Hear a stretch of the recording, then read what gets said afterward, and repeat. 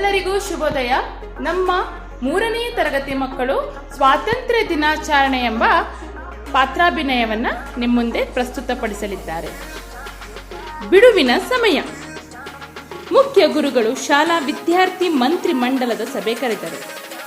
ಮಂತ್ರಿಗಳು ಸಭೆಗೆ ಬಂದರು. ಮುಖ್ಯ ಗುರುಗಳು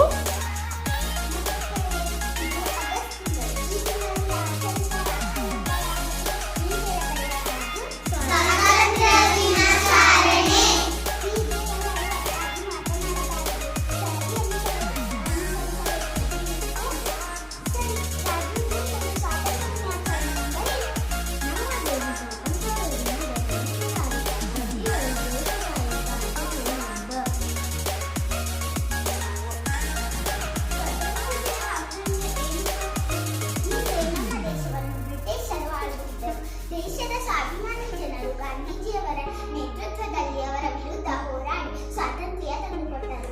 ಅವರ ದೇಶಾಭಿಮಾನ, ತ್ಯಾಗ ಹಾಗೂ ಬಲಿದಾನದಿಂದ 1947 ಆಗಸ್ಟ್ 15ರಂದು ನಮ್ಮ ದೇಶ ಸ್ವಾತಂತ್ರ್ಯವಾಯಿತು.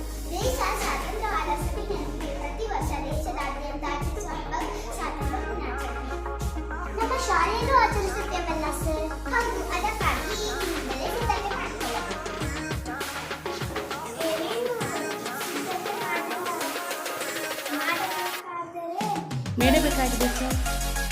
ಮಾಡಬೇಕಾಗಿದೆ ಸರ್.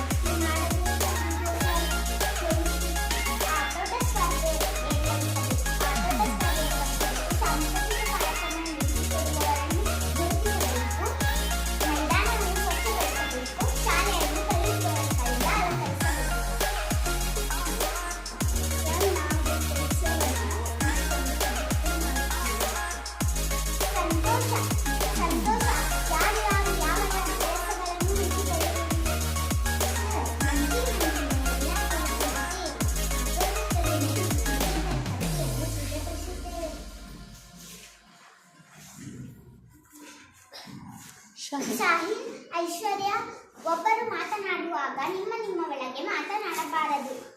ಅವರ ಇತರರ ಅಭಿಪ್ರಾಯವನ್ನು ಕೇಳಿಸಿಕೊಳ್ಳಬೇಕು. ಕ್ಷಮಿಸಿ ಸರ್, ಇನ್ನು ಮೇಲೆ ಗಮನ ಇಟ್ಟು ಕೇಳುತ್ತೇವೆ. ಜಾಣ ಮಕ್ಕಳು. ಸರ್, ನಾವು 4ನೇ ತರಗತಿಯ ಶಾಲೆಯ ಮೈದಾನವನ್ನು ಸ್ವಚ್ಛಗೊಳಿಸುತ್ತೇವೆ. ನಾನು ಸಾಂಸ್ಕೃತಿಕ ಧ್ವಜ ಕಾರ್ಯಕ್ರಮ ನೀಡುವವರ ಪಟ್ಟಿ ಸಿದ್ಧತೆ ಮಾಡುತ್ತೇನೆ. ನಾವು 2ನೇ ತರಗತಿಯವರು ಬಣ್ಣದ ಕಾಗದದಿಂದ ತೋರಣ ಕಟ್ಟಿದ್ದೇವೆ. ನಾವು 3ನೇ ತರಗತಿಯವರ ಧ್ವಜ ಸ್ತಂಭವನ್ನು ಸ್ವೀಕರಿಸುತ್ತೇವೆ ಸರ್. ಪಂಕಜ,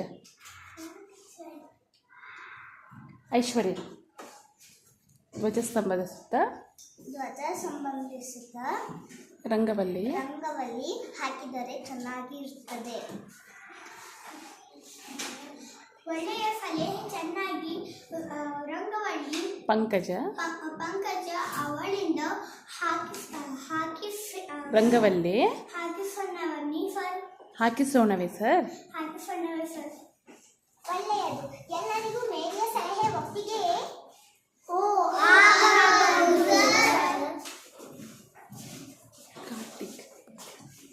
ಅಲಂಕಾರಕ್ಕೆ ಸಾಮಗ್ರಿಯನ್ನು ತರುವವರು ಯಾರು? ನಮ್ಮ ತೋಟದಿಂದ ಮಾವಿನ 1ನೇ ತರಗತಿಯೊಂದಿಗೆ ಸೇರಿ ಶಾಲಾ ಕೈತೋಟದಿಂದ ಹೂಗಳು ಬೀಳಿಸಿ ತರುತ್ತೇನೆ.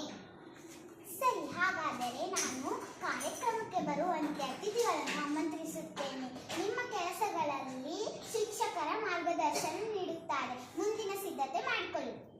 ಎಲ್ಲರೂ ಶಿಕ್ಷಕರ ಮಾರ್ಗದರ್ಶನದಲ್ಲಿ ತಮ್ಮ ಕೆಲಸಕ್ಕೆ ಪೂರ್ವ ತಯಾರಿ ಮಾಡಿಕೊಂಡರು.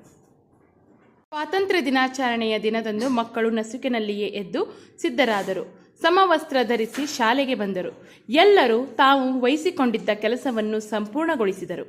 ಗುರುಗಳೊಂದಿಗೆ ಜಯಘೋಷ ಹಾಕುತ್ತಾ ಪ್ರಭಾತ್ ಪೇರಿಯಲ್ಲಿ ಪಾಲ್ಗೊಂಡರು. ಮಕ್ಕಳ ಶಿಸ್ತನ್ನು ನೋಡಿ ಗ್ರಾಮಸ್ಥರು ಸಂತೋಷಪಟ್ಟರು. ಧನ್ಯವಾದಗಳು.